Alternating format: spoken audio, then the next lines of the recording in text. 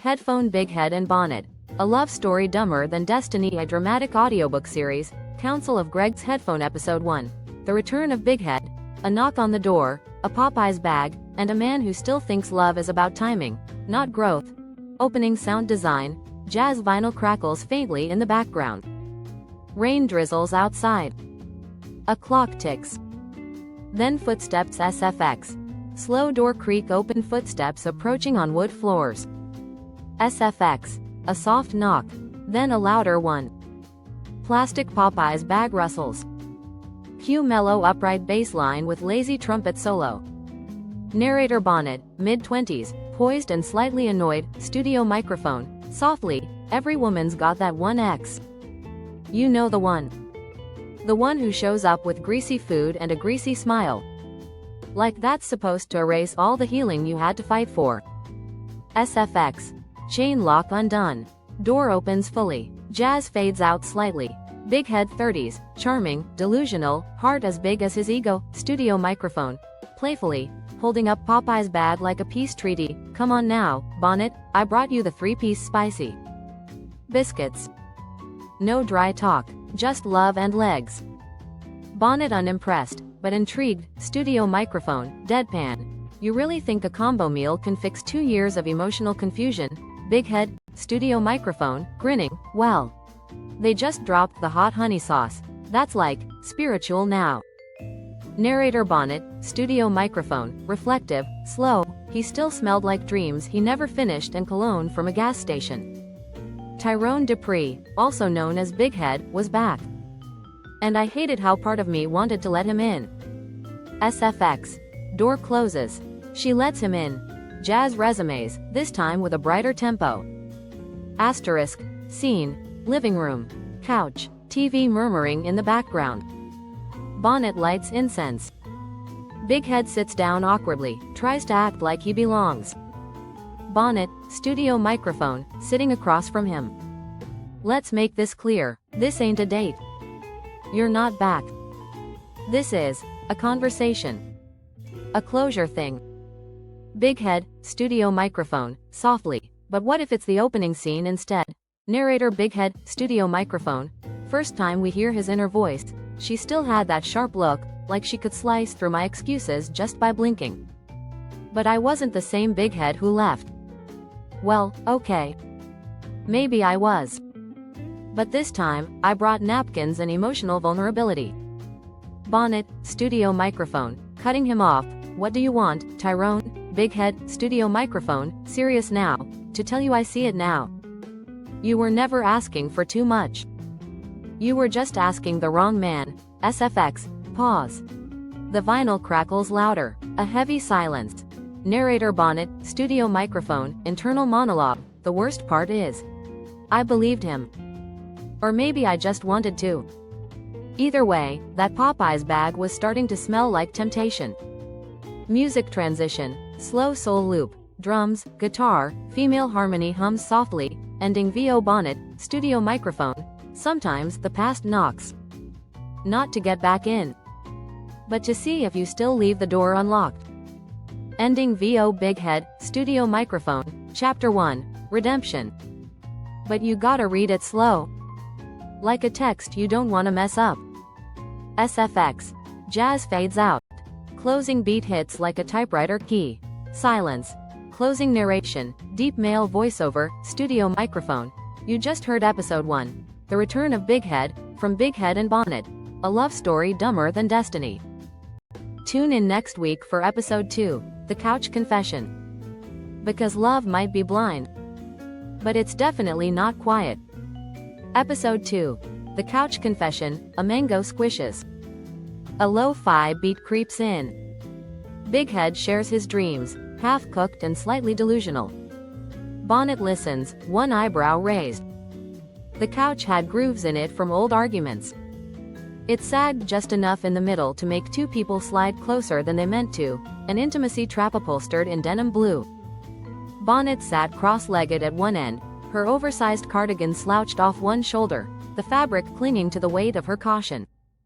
Her eyebrow was already raised, the universal woman signal for, you have 60 seconds to impress me, or I'm mentally packing your bag again.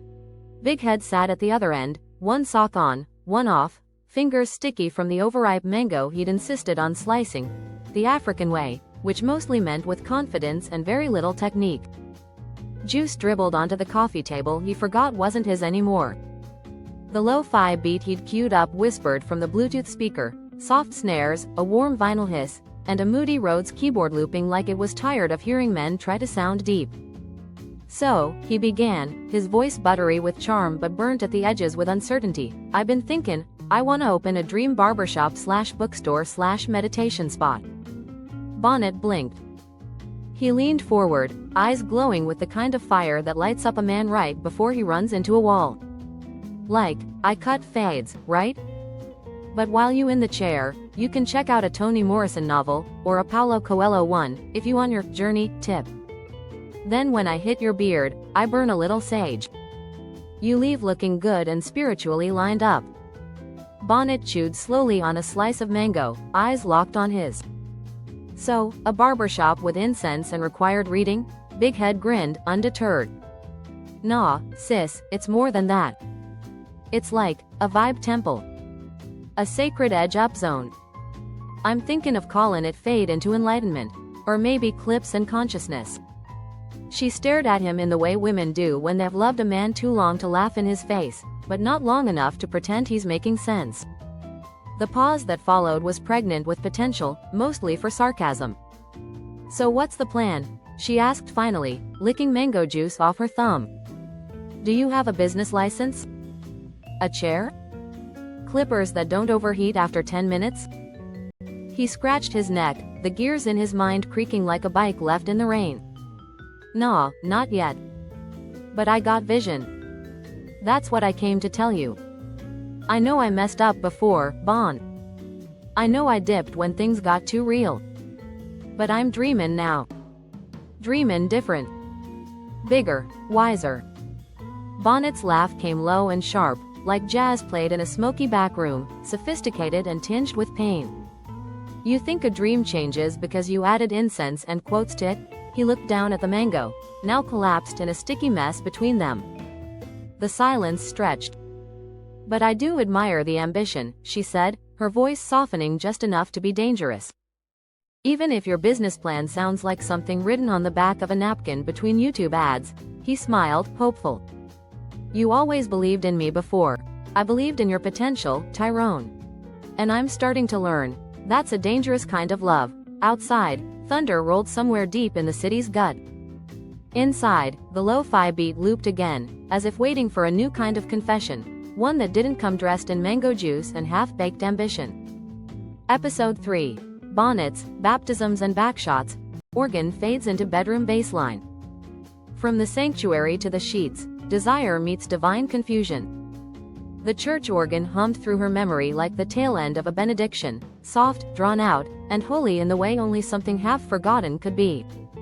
Bonnet stood by the window, one palm pressed against the glass, condensation rising around her fingers as if the night itself wanted to lean in close and whisper, "You know what you're about to do." Behind her, Bighead lay on the bed, shirtless, shoeless, reckless. His body sprawled across her freshly washed comforter like an open book she swore she wasn't going to read again. But there he was, page 1 to chapter dumb, smelling like mangoes, aftershave, and the kind of nerve only a man with unfinished healing and finished Hennessy could carry. The room pulsed with a slow bedroom bassline, deep 808s thumping like a heart trying to outrun logic. The scent of vanilla incense curled up into the corners of the ceiling. Everything was too warm. The air. Her thoughts. The silence between them, thick and holy like communion wine that had no business being poured after midnight. Bonnet reached up and adjusted her bonnet, the one her auntie blessed with oil and warnings. The satin caught the moonlight just enough to glow, as if trying to remind her of her dignity. Her boundaries. Her slow, intentional healing. But some boundaries don't break. They bend. And when Bighead called her, Bon Bon, in that low, lazy voice, like she was a secret he still believed in, her knees got soft. You remember that sermon Pastor Lenny gave about temptation? She asked, not turning around. Bighead's voice drifted up from the bed, rich with playful defiance.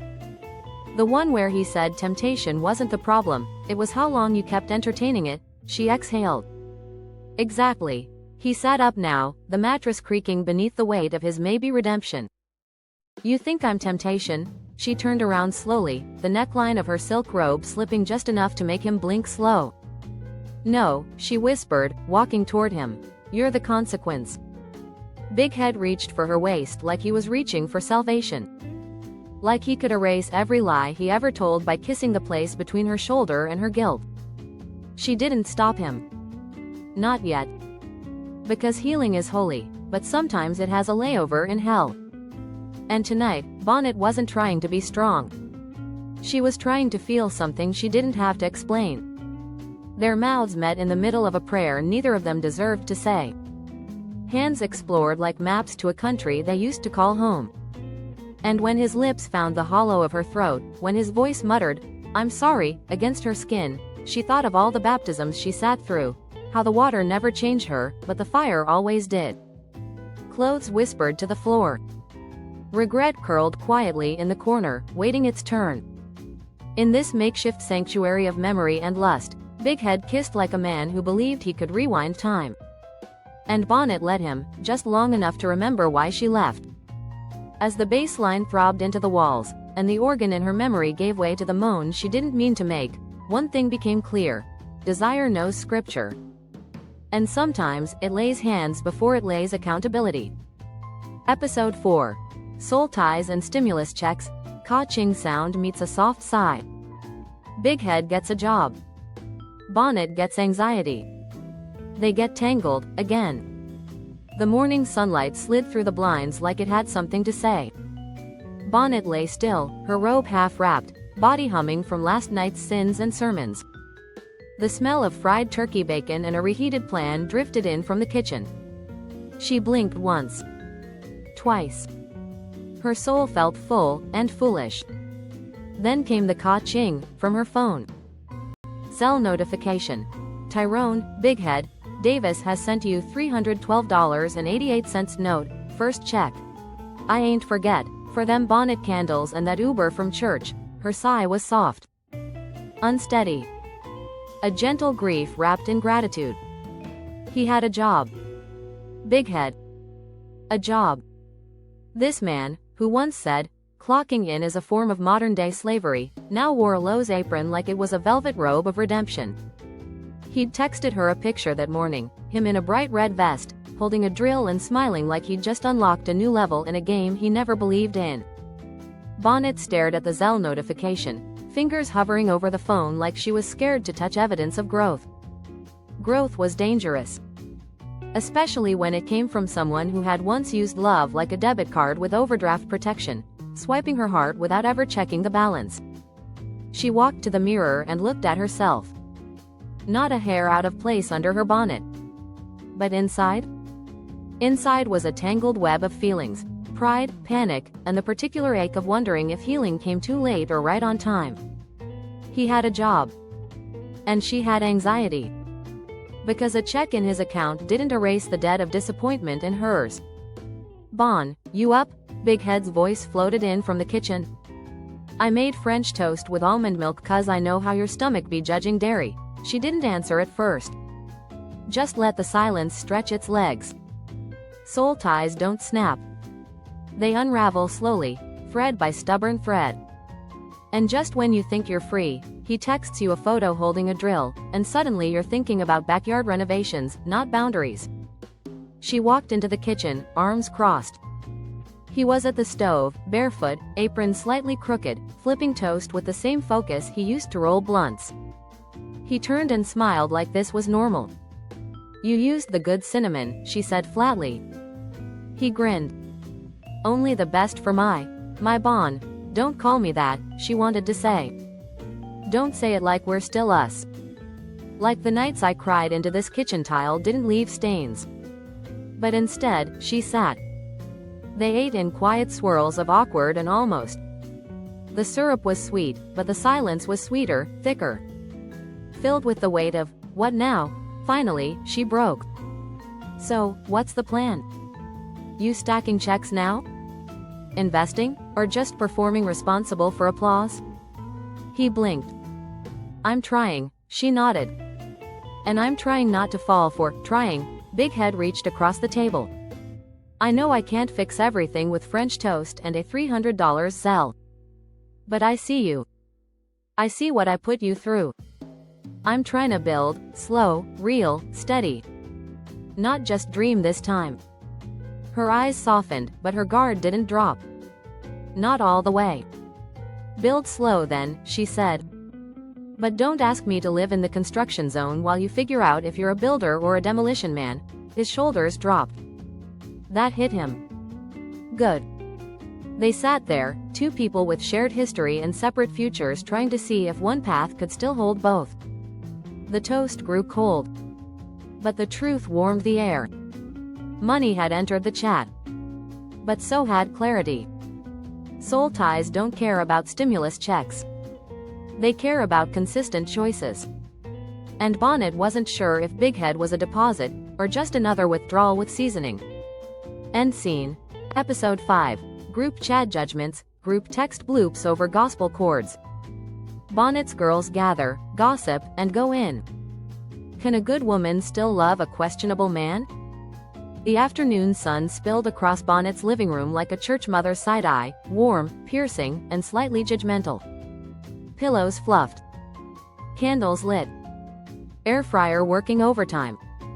It was Girls' Day, and the Lord knew this particular assembly was half holy, half hood, and entirely unforgiving when it came to matters of the heart. Bonnet sat cross-legged on her sofa in a hoodie and emotional fatigue. She tried to smile. Failed. Sipped her hibiscus tea instead, hoping the herbs would calm what therapy hadn't reached yet. First to arrive was Toya, certified wigologist and walking truth serum. Her stilettos clicked against the floor like the sound of unsolicited advice warming up.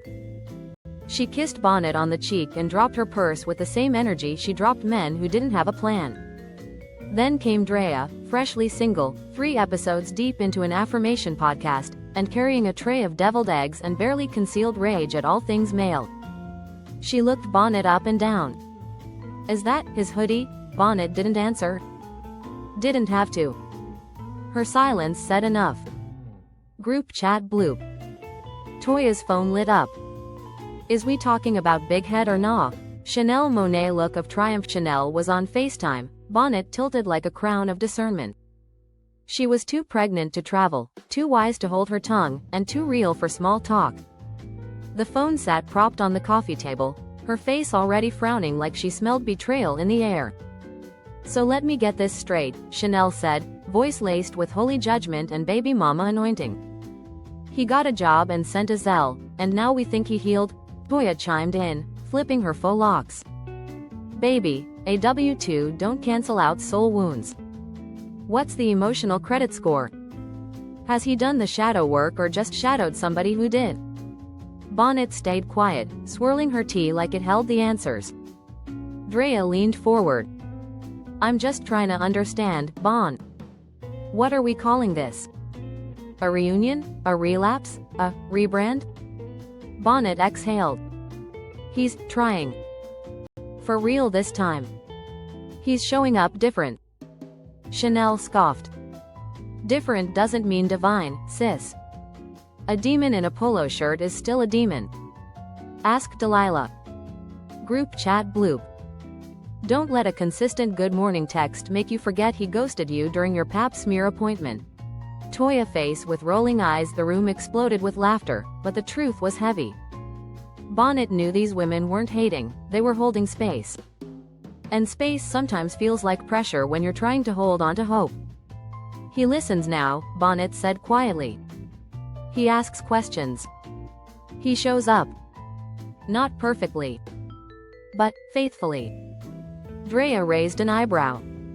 You can't be loyal to someone's potential, Bon. That's how you end up with a baby, a Benz in your name, and no emotional closure. Bonnet nodded slowly. Every woman in the room had been there. The place where you love someone who's just self-aware enough to apologize, but not consistent enough to prevent the apology. I'm not stupid, she whispered. I'm just tired of pretending I don't still want him. Silence. Then Chanel's voice, soft for once. Wanting him ain't the sin, Bon. Staying in something that's shrinking you. That's the part you gotta pray about. Group chat bloop. Just promise us if he mess up again, you won't spiritualize the pain. Drea Bonnet smiled, finally. A little broken, a little brave. I won't. They clinked glasses of sparkling apple cider like communion. No judgment. Just clarity, care, and a group chat that doubled as a safety net. Because every woman deserves a circle that sees her soft spots and still speaks hard truths. And sometimes, the real altar call happens on a couch with candles, carbs, and women who refuse to let you lose yourself, even in love. End scene. Episode 6. The Mama Test. Crickets, incense crackling, dramatic cackle. Mama Dupree sees through Bighead's charm, and calls on her ancestors for confirmation. The porch light flickered like it knew the truth. Bighead stood at the bottom of the steps, a bouquet of clearance roses in one hand, a pie from Kroger in the other, and an apology rehearsed so many times it had lost all its rhythm. Inside, Bonnet was pacing, barefoot, bonnet tied tight, nerves louder than her hoop earrings. This wasn't just any visit. This was the Mama Test. And Mama Dupree didn't play. At all. She was known on the block for blessing babies, hexing heartbreakers, and frying the hell out of a pork chop with psychic precision. Bonnet's mother was holy, hood, and halfway prophetic, depending on the lunar cycle and the spirit's letting. The screen door creaked like a warning.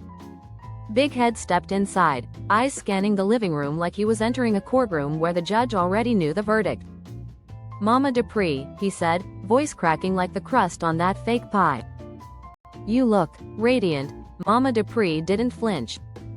She was seated in her throne of a recliner, house dress flowing like ancestral smoke, legs crossed, one sandal dangling from her toe with intentional suspense. A stick of frankincense burned beside her. An old Shirley Caesar record spun low in the background, like a reminder that church wasn't just on Sundays.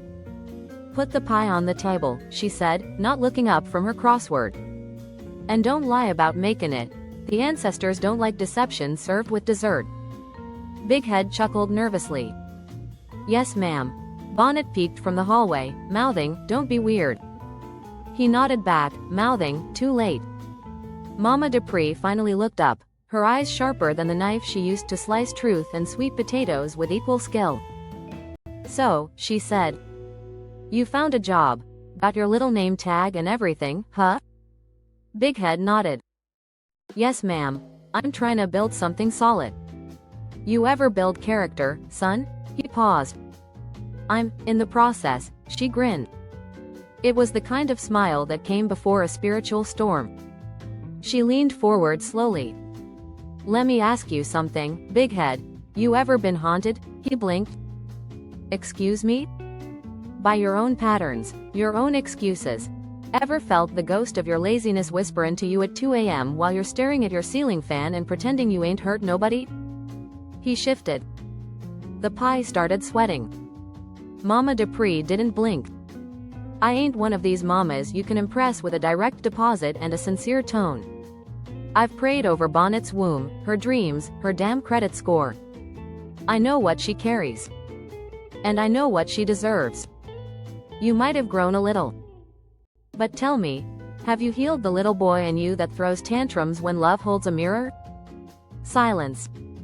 Then a low pop, as the incense cracked in agreement. Bighead swallowed.